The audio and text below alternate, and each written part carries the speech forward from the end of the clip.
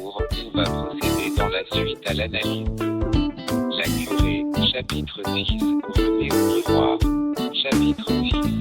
On procède à l'analyse du passage suivant. 2. Sa vie se déroulait devant elle. Jusqu'à, elle crut voir se lever les figures de Saccard et de Maxime. Introduction. Le chapitre 6 est entièrement consacré au bal travesti qui se donne chez les Saccard, le jeudi de la mi-carême. La situation des trois protagonistes est arrivée à une impasse.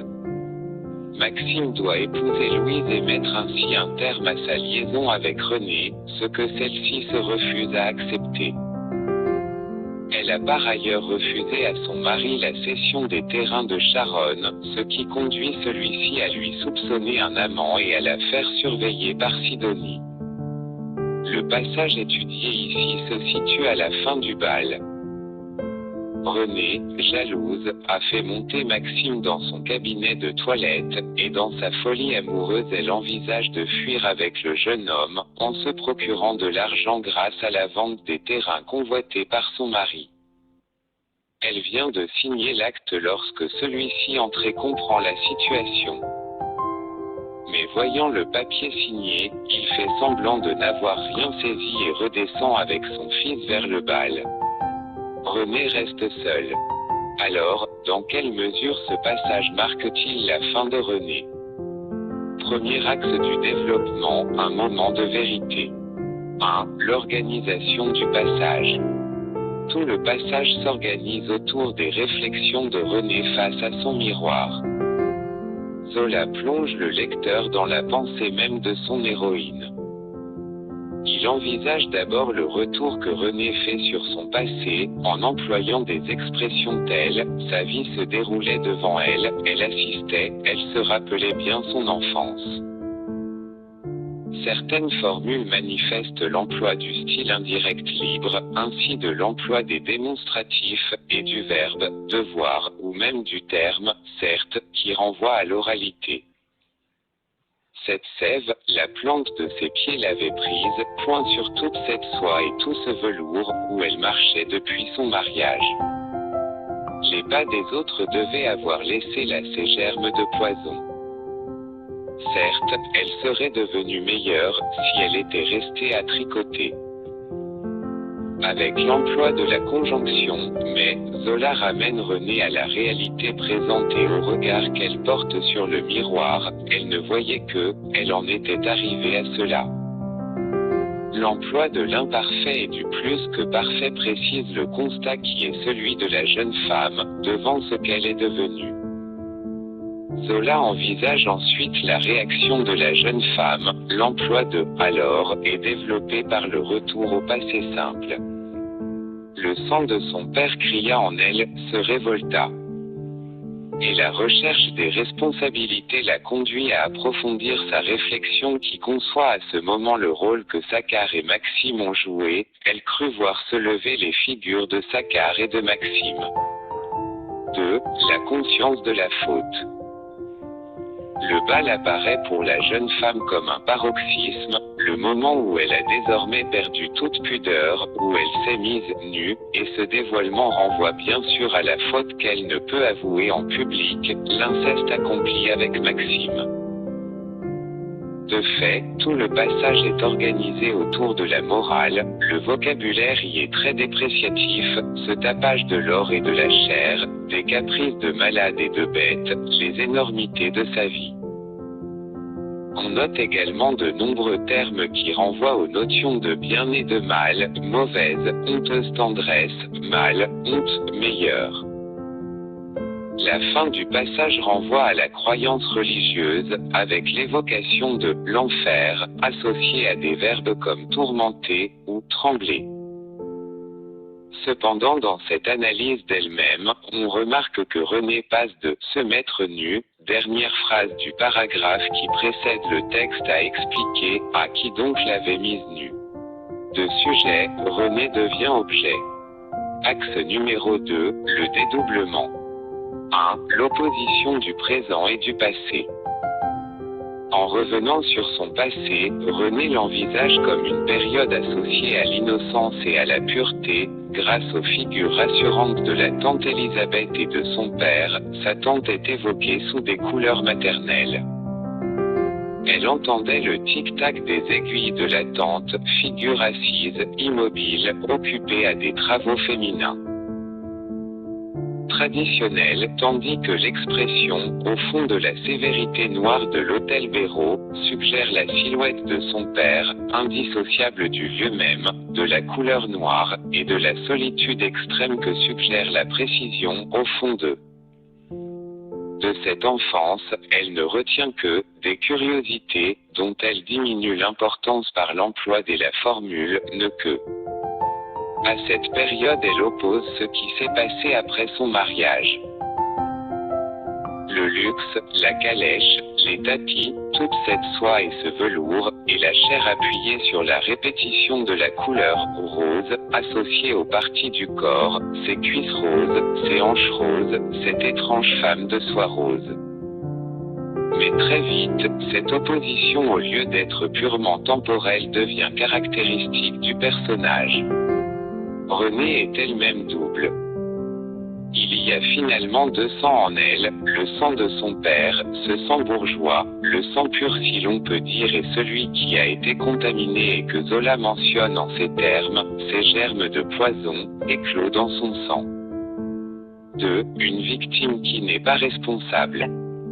Dès lors, ce dédoublement finit par faire de Renée une victime qui n'est pas responsable. Tout le passage la présente comme objet, subissant l'action, qui était montée en elle, elle lui avait lassé les membres, mis au cœur, fait pousser, ce viol qu'il avait jeté au mal. Et c'est ce qui aboutit à la question finale, qui donc l'avait mise nue. Point. L'image que Zola utilise tout au long du texte pour manifester cette transformation non voulue, c'est celle de la dégénérescence.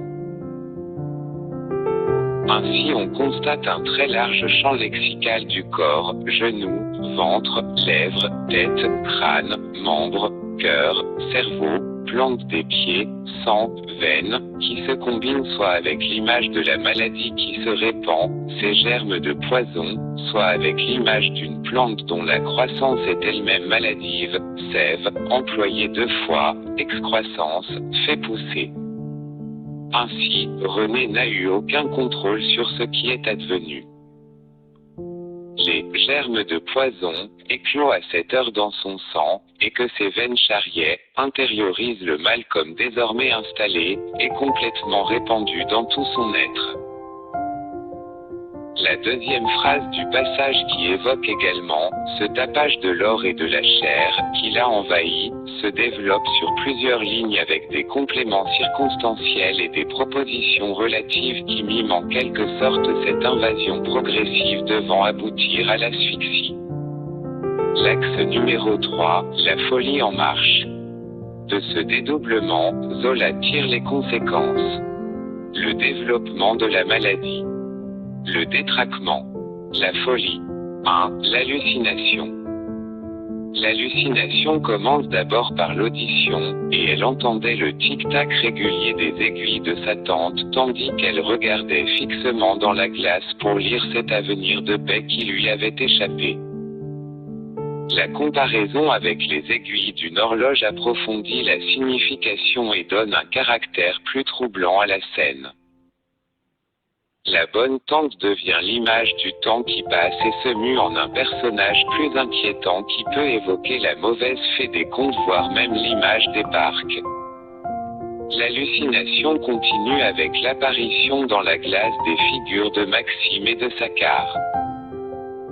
La mention de l'ombre bleuâtre, le surgissement suggéré par le verbe se lever, font du miroir une sorte d'objet magique qui révèle la vérité des êtres et des choses. Cette dimension avait déjà été amorcée au début du passage grâce au verbe qui semblait faire de Renée une spectatrice. Sa vie se déroulait devant elle, elle assistait, elle regardait fixement dans la glace. L'adverbe lui-même trahit la maladie mentale. On serait dans un univers proprement fantastique, si Zola n'explicitait pas l'hallucination avec l'emploi du verbe « croire » qui souligne l'illusion, et explicite ainsi la folie de la jeune femme. 2. Les images symboliques. Là encore, Zola utilise un certain nombre d'images qui symbolisent cette folie. D'abord la noyade, le flot qui submerge René, en lui battant le crâne à coups pressés, notez la violence des consonnes, B, P, K, R.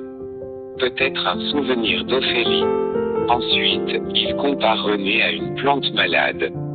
On retrouve là toute une thématique fréquente dans la curée. La plante saine, qui devient monstrueuse et finie animale, mis au cœur des excroissances de honteuse tendresse, fait pousser au cerveau des caprices de malade et de bête. On retrouve le même schéma avec l'évocation de la serre. Les plantes dénaturées se développent avec exagération et finissent par ressembler à des animaux monstrueux, crapauds, serpents.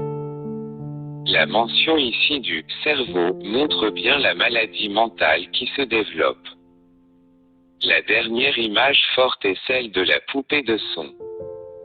On peut penser ici aux striges, ces créatures mythologiques qui dévorent les êtres humains et ne laissent derrière elles que des mannequins remplis de paille. C'est bien ce qu'est devenu René, une grande poupée dont la poitrine déchirée ne laisse échapper qu'un filet de son, une femme de soie rose, à la peau de fine étoffe. Toute puissance des apparences, vide intérieur absolu, impossibilité de toute manifestation de révolte. On peut bien sûr penser à l'ambivalence du filet de son. Même la révélation de l'inceste n'a pas choqué Saccard.